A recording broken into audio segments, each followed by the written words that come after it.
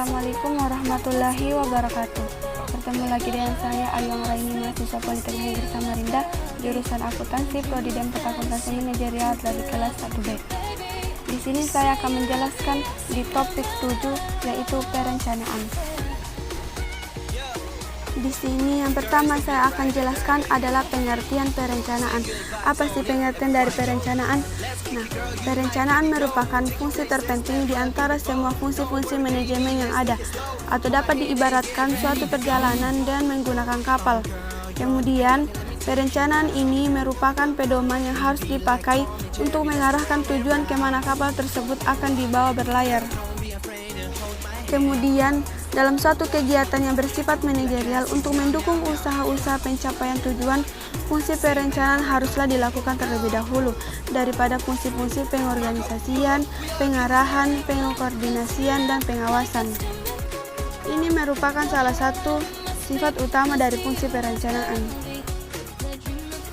Bentuk-bentuk perencanaan. Dengan berdasarkan diri kepada pengertian ini, maka perencanaan memiliki bentuk-bentuk sebagai berikut. Yang pertama adalah tujuan atau objektif. Tujuan atau objektif merupakan suatu sasaran di mana kegiatan ini diarahkan dan diusahakan untuk sedapat mungkin dicapai dalam jangka waktu tertentu. Semua orang harus mengetahui tujuan dan organisasi yang hendak dicapainya agar kegiatan-kegiatan yang dilakukan tidak saling bertentangan. Cara yang mereka tempuh dapat berbeda-beda sesuai dengan pembagian tugas masing-masing orang. Yang kedua adalah kebijakan atau polisi. Adalah suatu pernyataan atau pengertian untuk menyalurkan pikiran dalam mengambil keputusan terhadap tindakan untuk mencapai tujuan. Karena kebijaksanaan ini biasanya tidak tertulis, maka seringkali sulit untuk dipahami oleh para bawahan. Yang ketiga itu adalah strategi. Nah, strategi ini merupakan tindakan penyesuaian dari rencana yang telah dibuat. Perlunya strategi diadakan untuk penyesuaian ini disebabkan oleh adanya berbagai macam reaksi. Oleh karena itu, dalam membuat strategi haruslah memperhatikan beberapa faktor seperti ketepatan waktu, ketepatan tindakan yang akan dilakukan, dan lain sebagainya. Yang keempat itu adalah prosedur. Prosedur itu merupakan suatu rangkaian tindakan yang akan dilaksanakan untuk waktu mendatang. Jadi, prosedur di sini lebih menitik beratkan pada suatu tindakan. Adanya prosedur akan lebih memudahkan pelaksanaan semua aktivitas dalam organisasi. Selanjutnya adalah aturan atau rules. Dalam suatu tindakan yang spesifik dan merupakan bagian dari prosedur, aturan-aturan yang saling berkaitan dapat dikelompokkan menjadi satu golongan, itu disebut prosedur. Yang terakhir itu adalah program. Program di sini merupakan campuran antara kebijaksanaan, prosedur, aturan, dan pemberian tugas yang disertai dengan suatu anggaran atau budget. Nah, semuanya ini akan menciptakan adanya tindakan. Dalam organisasi biasanya program dibuat dua macam, yaitu program umum dan program khusus. Program umum meliputi seluruh organisasi.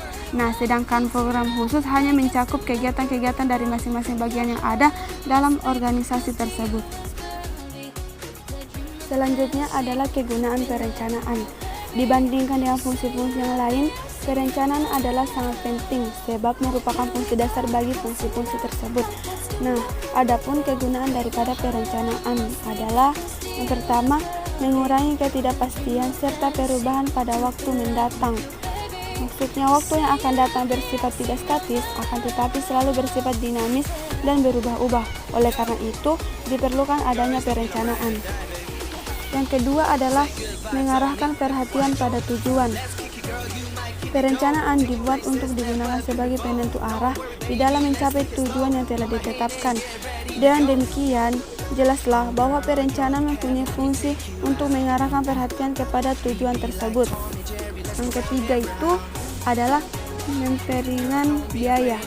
Dengan adanya perencanaan, memungkinkan diadakan penghematan ongkos-ongkos sebab semua kegiatan dapat dilakukan secara efisien dan efektif. Yang terakhir itu adalah merupakan sarana untuk mengadakan pengawasan. Hasil kerja yang telah dicapai oleh seseorang sulit untuk diukur keefektifannya tanpa adanya perencanaan. Seperti telah diuraikan di muka bahwa pengawasan dilakukan dengan membandingkan apa yang telah dilakukan dengan apa yang telah direncanakan. Selanjutnya, langkah-langkah penyusunan perencanaan. Langkah-langkah yang harus diambil untuk menyusun suatu perencanaan adalah sebagai berikut. Langkah pertama adalah menetapkan tujuan. Kemudian, langkah kedua menyusun anggapan-anggapan. Kemudian, menentukan berbagai alternatif tindakan. Selanjutnya, mengadakan penilaian terhadap alternatif tindakan yang sudah dipilih. Kemudian, mengambil keputusan, dan yang terakhir, menyusun rencana pendukung. Kemudian, adapun perencanaan merupakan proses pendekatan yang rasional dan berbagai macam langkah yang telah dilakukan untuk menyusun suatu perencanaan. Dapatlah dikatakan bahwa perencanaan merupakan suatu proses pendekatan yang rasional untuk waktu yang akan datang. Jangka waktu perencanaan. Menurut jangka waktu perencanaan dapat dikelompokkan menjadi 3 golongan, yaitu A. Perencanaan jangka panjang, B. Perencanaan jangka menengah, dan C. Perencanaan jangka pendek. Selanjutnya itu adalah faktor-faktor yang membatasi perencanaan. Seperti telah dikemukakan sebelumnya bahwa perencanaan mempunyai sifat keutamaan dan bersifat luas. Ini berarti bahwa perencanaan itu baik. Namun selain kebaikan, perencanaan juga mempunyai kelemahan-kelemahan. Adanya kelemahan ini disebabkan oleh beberapa faktor yang mempunyai sifat membatasi perencanaan, antara lain. Yang pertama itu adalah sulitnya mencari anggapan secara teliti. Kesulitan mencari anggapan secara teliti ini merupakan salah satu faktor yang membatasi perencanaan. Yang kedua itu adalah perubahan yang sangat cepat. Suatu kehidupan yang bersifat dinamis dapat dikatakan baik. Akan tetapi jika perubahan yang terlalu cepat, maka dapat menimbulkan berbagai kesulitan dalam menyusun suatu perencanaan. Nah, perubahan yang terlalu cepat mungkin tidak dapat diduga sebelumnya walaupun sudah diadakan peramalan. Jadi, perubahan yang sangat cepat dapat membatasi perencanaan. Yang ketiga adalah kekakuan internal. Kekakuan internal merupakan kekakuan yang tercipta dan berasal dari dalam organisasi perusahaan, dapat berupa kekakuan psikologis, kekakuan karena adanya prosedur dan kebijaksanaan, serta kekakuan sumber dan dana. Yang keempat itu adalah kekakuan eksternal. Kekakuan eksternal ini sangat sulit untuk dikendalikan dan diawasi oleh manajer karena sangat berkaitan dengan masalah sosial, politik, teknologi, kebudayaan, geografi, perekonomian, dan sebagainya. Yang kelima itu adalah waktu dan biaya. Waktu yang harus dikeluarkan untuk menyusun suatu peramalan, menilai berbagai alternatif atau aspek-aspek lain dari perencanaan dapat dikatakan tidak terbatas. Namun kemampuan manusia untuk menggunakan waktu yang dapat sangat terbatas. Oleh karena itu, perlu diadakan prioritas mana yang perlu dikerjakan lebih dahulu. Selanjutnya, saya akan membahas tentang pengambilan keputusan. Untuk mengambil keputusan yang baik dan tepat, tidaklah mudah, harus mempertimbangkan berbagai faktor yang ada, terutama faktor-faktor yang mempunyai hubungan langsung maupun tidak terhadap pengambilan keputusan tersebut. Pengambilan keputusan efektif memerlukan adanya pemilihan tindakan yang rasional.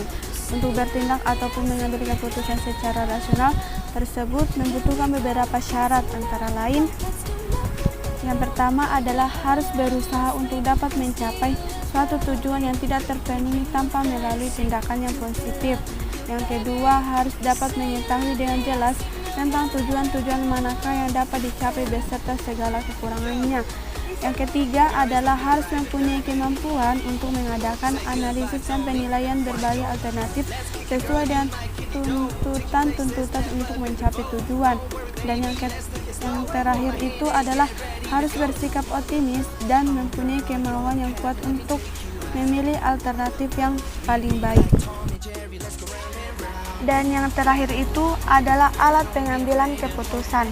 Untuk mengambil keputusan yang rasional perlu digunakan alat-alat. Nah, alat-alat yang dimaksud tersebut adalah yang pertama, analisa risiko. Setiap keputusan yang diambil dapat didasarkan pada interaksi beberapa variabel kritis. Beberapa di antaranya merupakan unsur ketidakpastian dan sebagian yang lain mungkin memiliki tingkat probabilitas yang tinggi. Dengan demikian, pertimbangan untuk memasarkan produk baru ke pasar misalnya tergantung kepada beberapa variabel kritis tersebut. Yang pertama adalah biaya pengenalan, kedua biaya produksi, ketiga investasi modal yang dibutuhkan, keempat harga, dan yang kelima market share yang dapat dicapai. Yang kedua itu adalah pohon keputusan. Nah, cara lain yang dapat ditempuh untuk menganalisa keputusan adalah dengan jalan melihat berbagai kemungkinan arah yang dapat diambil dari berbagai jenis keputusan. Demikian penjelasan dari saya. Mohon maaf atas segala kekurangannya. Assalamualaikum warahmatullahi wabarakatuh. Terima kasih.